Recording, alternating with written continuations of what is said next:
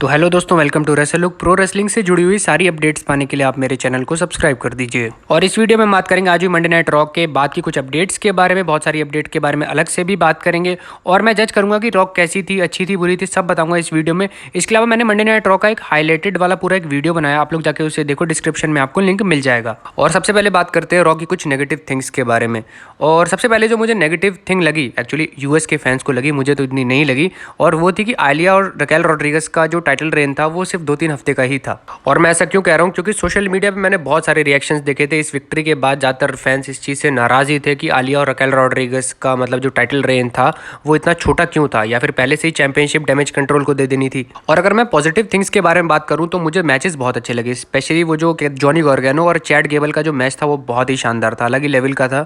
इसके अलावा Matt Riddle और फिन बैलर का मैच भी काफ़ी अच्छा था। और मुझे रिया रिप्ली और डोमिनिक मिस्टीरियो के बीच की जो केमिस्ट्री थी वो बहुत अच्छी लगी। और डोमिनिक मिस्टीरियो का वो जो डार्क साइड है, वो जो रिया रिप्ली उसे एक कदम आगे बढ़ा रही है, वो भी बहुत बढ़िया लगा। इसके अलावा एक और चीज़ मैं आपको बता दूं, केविन ओवेंस का हमने ऑस्टिन थ्योरी के साथ एक प्रोमो सेगमेंट देखा था, बाद में ब्रॉल भी हो गई थी। तो मामला कुछ ऐसा है कि केविन ओवेंस अब ऑफिशियली रोस्टर में लिस्टेड है एज अ बेबी फेस। और एक और चीज़ मैं आपको बता देता हूँ इन्हीं से जुड़ी हुई, तो प्रोमो के दौरान, मतलब केविन ओवेंस के प्रोमो के दौरान उन्होंने कई बार जॉनी गॉर्गेनो का नाम लिया था या मेंशन किया था, जबकि इसकी जरूरत नहीं थी। क्योंकि आप ऑस्टिन थ्योरी के सामने खड़े हो, जॉनी गॉर्गेनो हैं भी नहीं सामने, वो तो ऑलरेडी जा चुके थे, तो फिर नाम लेने का कोई मतलब बनता भी नहीं था। और आप ये भी सोचते होगे कि ऑस्टिन थ्योरी का पंगा जॉनी गॉर्गेनो के साथ भी है और केविन ओवेंस के साथ भी है, दोनों के साथ तगड़ा ही पंगा है, छोटा मोटा पंगा भी नहीं है। तो मामला आपको क्लियर कर देता हूँ। तो मामला कुछ ऐसा है कि एक ट्रिपल थ्रेट मैच बनाया जा रहा है, और ये मैच है money in the bank brief case के लिए एक लैडर मैच, और जिसमें पार्टिसिपेंट्स होने वाले हैं केविन ओवेंस, ऑस्टिन थ्योरी और जॉनी गॉर्गेनो। तो ऑस्टिन थ्योरी खतरे में लग रहे हैं और उनका money in the bank brief case भी खतरे में लग रहा है। और मुझे लग रहा है केविन ओवेंस बहुत आगे जाने वाले हैं। मैं अभी इनिशियली कुछ कह नहीं सकता ज़्यादा, पर मुझे ऐसा लगता है कि केविन ओवेंस बहुत आगे जाने वाले हैं। इसके अलावा जब ओमोस की एंट्री हो रही थी मंडे नाइट रॉ पे, तो उस दौरान एक टेक्निकल फॉल्ट आया था, टेक्निकल ग्लिच आया था, जिसकी वजह से थोड़ी देर के लिए Monday night raw of air भी चली गई थी। अब बहुत से लोग इसे ऐसे सोच रहे थे कि ये फीड की आहट है तभी कोई टेक्निकल ग्लिच आया और ये पूरी तरह से एक स्क्रिप्टेड है, जबकि मैं आपको क्लियर कर दूं कि ऐसा कुछ नहीं है, बिल्कुल स्क्रिप्टेड नहीं है। ये पूरी तरह से एक टेक्निकल फॉल्ट था, ग्लिच था, और पूरी तरह से एक रियल था। और मैं अगर चाहता तो 4-5 मसाले और डाल के इस स्टोरी को बहुत ज़्यादा मतलब हाइप्ड बना सकता था, लेकिन मैं प्रैक्टिकलिटी में यकीन करता हूँ या फिर रियलिटी में यकीन करता हूँ। इसके अलावा Monday night raw of air जाने के बाद एक यूनाइटेड स्टेट्स चैंपियनशिप के लिए एक मैच भी हुआ था, Bobby Lashley versus Damien priest का। और ऐसे जो डार्क मैचेस होते हैं जो सिर्फ ऑडियंस के लिए, यानी वहां बैठी ऑडियंस के लिए होते हैं, वो ज्यादातर मतलब चैंपियन अगर चैंपियनशिप के लिए तो चैंपियन ही इस मैच को जीतते हैं। और वही हुआ, बॉबी लैशली ने एक स्पेयर लगाया डेमियन प्रीस्ट को और इस मैच को जीत गए। और हाँ, अगले हफ्ते मंडे नाइट रॉ के लिए सेथ रॉलिंस और बॉबी लैशली का यूनाइटेड स्टेट्स चैंपियनशिप के लिए एक मैच भी होना है, वो भी काफी इंटरेस्टिंग हो सकता है। अब बात करते हैं ब्लड लाइन के बारे में और उनके member, new member solo Sikoa के बारे में।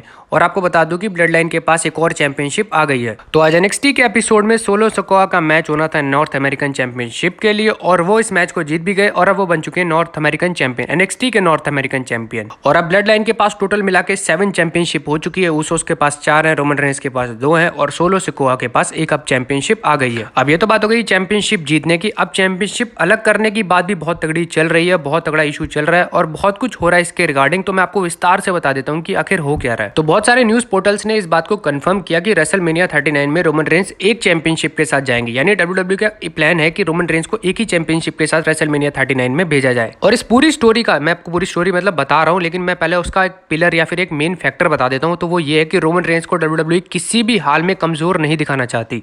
और अब जो आइडिया पिच किए जा रहे हैं या फिर जो प्लान्स बनाए जा रहे हैं, उसके हिसाब से अगर मैं आपको बताऊं तो रॉयल रंबल से पहले रोमन रेंस के पास सिर्फ एक ही चैंपियनशिप रह जाएगी और एक चैंपियनशिप ले ली जाएगी। और जिस चैंपियनशिप को डब्ल्यूडब्ल्यू लेना चाहती है रोमन रेंस से, वो है डब्ल्यूडब्ल्यू चैंपियनशिप। और इसी के रिगार्डिंग खबर एक और है कि एक टूर्नामेंट कराने की तैयारी चल रही है। अभी सिर्फ आइडिया पिच किए गए हैं और उस टूर्नामेंट में डब्ल्यूडब्ल्यू चैंपियनशिप के लिए मैचेस होंगे। और इस डब्ल्यूडब्ल्यू चैंपियनशिप के लिए जो टूर्नामेंट होने वाला है उसका फाइनल ज्यादातर चांसेस ये हैं कि जो डे 1 पेपर व्यू है, जो पहले दिन होने वाला है 2023 के पहले दिन डे 1 पेपर व्यू, वहां पे हो सकता है, या फिर चांसेस है कि सर्वाइवर सीरीज में भी हो सकता है। और अब बात करते हैं कि इसको एग्जीक्यूट कैसे किया जाएगा।